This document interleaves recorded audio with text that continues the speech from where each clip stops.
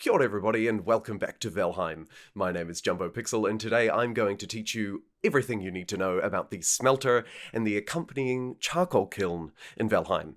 These two items, buildable structures in fact, are incredibly important. They will get you out of the Stone Age and into the Bronze Age and maybe even further than that. So, what do you need to build them? Well, you're going to need 20 stone for each of them, so 40 stone in total, and 5 Surtling cores for each of them. That's 10 in total. Now, if you're a little confused, hey, how do I mine stone? Well, you're going to need a pickaxe, and if you haven't got that yet, first link in the description will tell you how. And secondly, you might be thinking, what's a Surtling core? The too long didn't read is it's an item that can be found in caves and dungeons. It's a lootable item. But if you would like a greater explanation on what it looks like and where to find it, that'll be the second link in the description and maybe even on screen if I'm clever. That's what you'll need as the prerequisites. Now, let's talk about the actual structures themselves. So you can see here, I'm interacting with the charcoal kiln.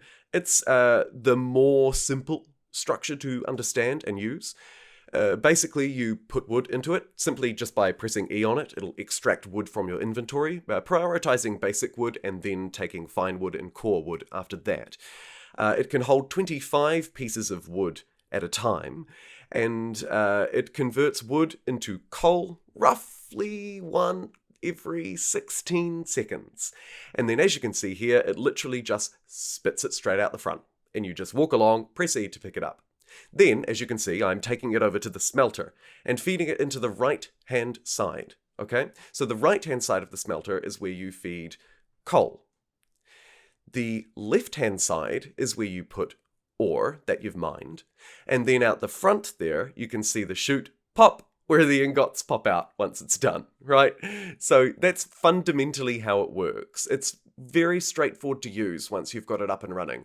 You're basically just feeding coal in, feeding the ores in, and picking up the ingots. As you can see, I've just done it there and just unlocked some new recipes, right? It's fantastic.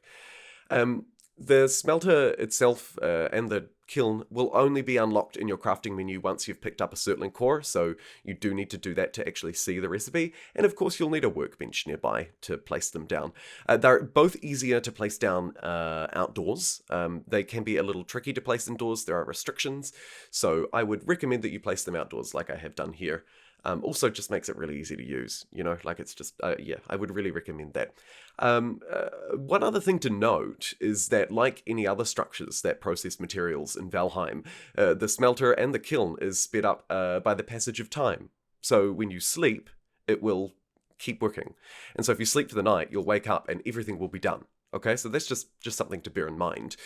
It does require a little sort of micromanagement though, because the smelter itself uses roughly 1 coal every 15 seconds, and it takes roughly 31 seconds, frustratingly, just slightly over twice the time, to produce a piece of metal. So you will have to be, like I'm doing here, sort of constantly feeding it and topping it up and tending to it as you're producing those materials. Obviously, the ultimate outcome of the smelter is to produce gear for you, right? You want those ingots. Those ingots will enable you to build better tools, better weapons. Obviously, bronze is produced by a mixture of tin and copper. So if you feed tin ore and copper ore into the smelter at the same time, it will produce bronze. But if you feed them in one or the other, it will produce ingots of one or the other. The smelter is really fundamentally important for you because it will, like I said at the start of this video, enable you to progress to the Bronze Age, and that comes with a whole load of added benefits, including one of my personal favorites, which is it'll enable you to build nails, which enables you to build the carve, which is a massive upgrade. It's a boat, by the way, a massive upgrade to the initial raft, so which we discovered as we were playing through. So I think that's about all that I have to say for this tutorial. That is, in a nutshell, in 5 minutes, how to build and use both the charcoal kiln and the smelter in Valheim. If you enjoyed this video, I'd really appreciate it if you could leave a like rating or comment down below. Those interactions are really helpful for me and also to help grow the channel. We're a rapidly growing community and it would be wicked to have you on board, so hit that subscribe button too if you enjoyed and you'd like to see more. Thanks so much for watching and I'll see you next time.